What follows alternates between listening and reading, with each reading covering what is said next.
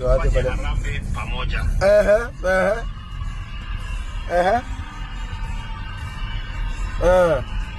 Tumesema harambee, si ndio? Okay, continue. Sawa, Jesus winner. Jesus winner, Na hiyo harambee. Nataka mnisikize vizuri. Tunasikia. Nataka mnisikize vizuri. Tunakusikia. Na kwa hiyo harambee. Vile huyu Korori amesema. Huyu Korori alisema. Korori namjua huyu wa Kiambu huyo nani? Sema. Alisema hapa. Iwekwe polling station hapa. Ndio watu msichanganywe na watu wengine, ijulikane nani amesimama wapi. Okay. Continue. Ya kanisa. Hata mimi nataka nipatiwe polling station yangu.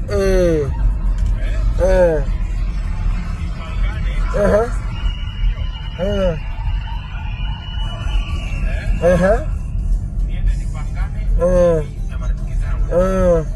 Nasikia Bishop. Niende nipangane mimi na marafiki zangu. Tutafute milioni 100. Okay.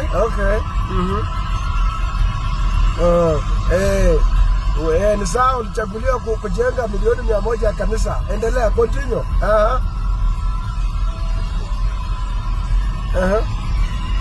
Fika kwa point haraka, nataka kuanalyze.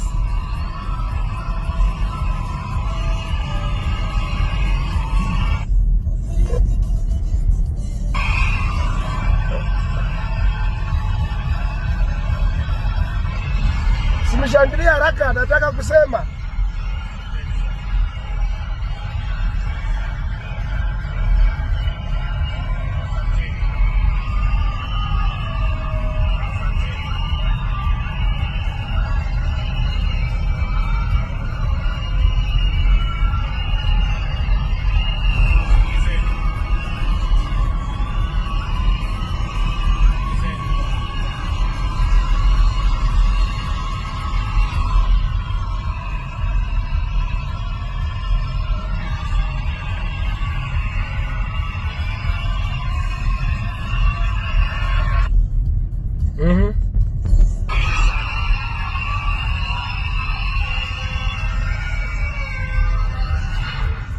Now guys, you have had people celebrating there that the man gave is promising to give 100 million for the construction of the church, and also he has given like 20 million what he has just done. Let us now come to the truth. I want to ask the President William Ruto, you are not elected to construct churches. Remember, when you are elected, the NHIF, a system that has been built and worked for the last 56 years, you have destroyed it within 2 months. Within the first 2 years in your leadership, you have destroyed it completely. Why? Since after 2022 election, you never remitted the money for Edu Afya. You never remitted money for Linda Mama. You never remitted money for chronic disease. You never remitted money for the premium for the government employees. You never remitted the group life monies premiums for the government for the government employees. About 30 billion that is mezama hivo. And then now the best you could do, you come up with the SHA. I want to ask you a question, and a very simple question, that you are not elected to come to destroy things that were there, that were brought by our ancient fathers, so that now you can go and be taking the monies to the churches when you leave the entire public to suffer.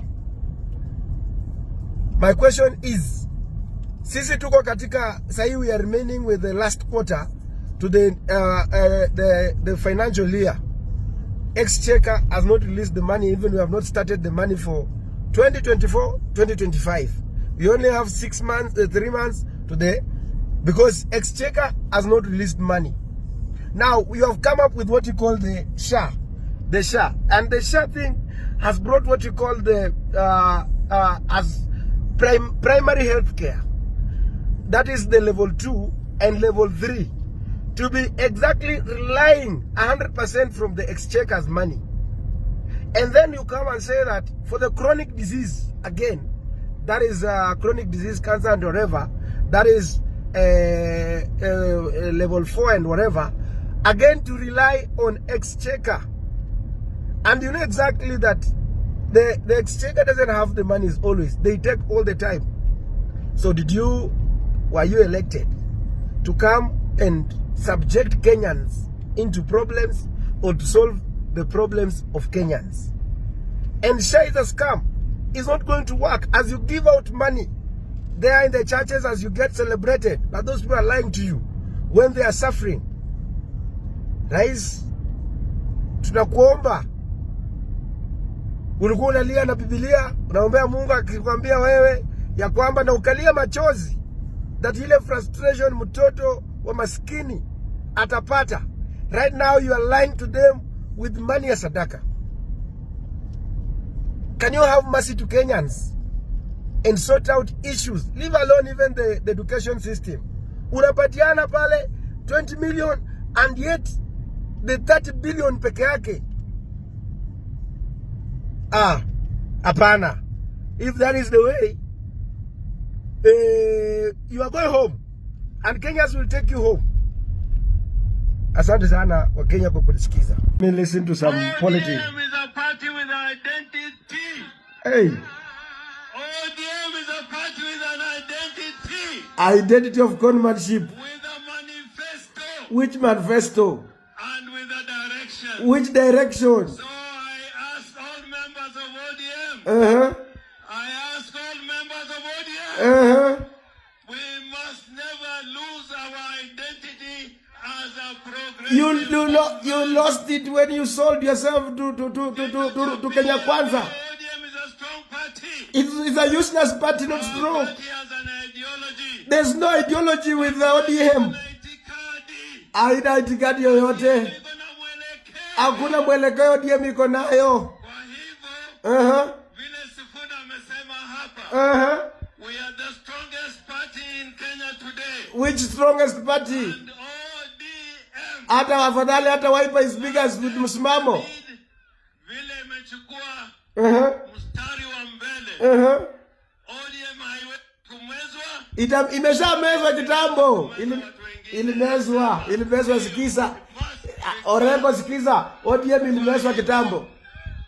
Mimi natakia baba. What if we could bring the world together with every seamless journey? So guys, anasema that ODM atiko na strongest, atiko na itikadi. Hakuna itikadi yoyote.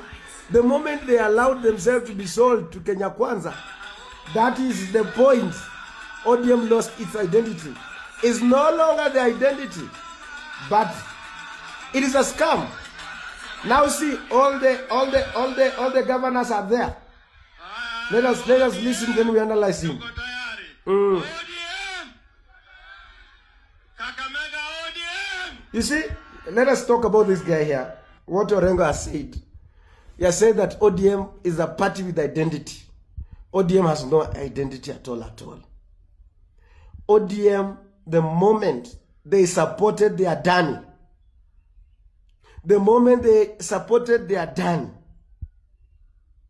that is the moment the ODM lost its identity. I heard when they talk about, like, I saw all the governors in Busia. Look, for example, all the governors were ferrying people all to take them to Busia. From Vihiga, Busia, Siaya, Kakamega. And those were being mobilization done by the governors.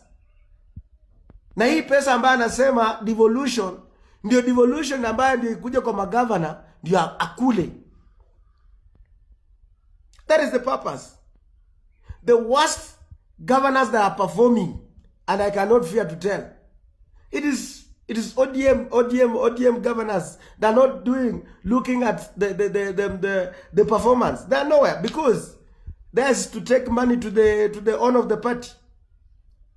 So I want to tell Kinorengo that ODM lost its identity the moment they sold the minority leader kina Mbadi, the minority of kina Opiyo Andai, they lost it to the kina Mbadi.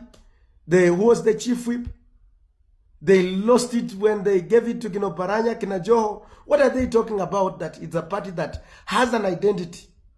It's very much unfortunate. Now they want to show Chungwa, but in the real sense, it is a useless party. And so, I want to ask Kenyans not to fall into that trap. And I want to ask those members, kina Eugene, kina Martha, and Kalonzo, kina Rigiji, not to fall into their trap. Let that guy be irrelevant. The moment he becomes irrelevant, he sees that uko. Kwa sababu uwezi toka, ametoka kule Mombasa direct. Amekuwa pale na his brother. Wameongea, wamesalimiana. They are not addressing the issues about the majority leadership on the court ruling. So it's like already they sealed the deal. They're not talking about it, by the way. So what are you trying to, what agenda do they have? So I want to ask the people from Nyanza, if you want to see development in your region, tell your members of parliament that this time round, we are looking at the performance of those members of parliament from those regions.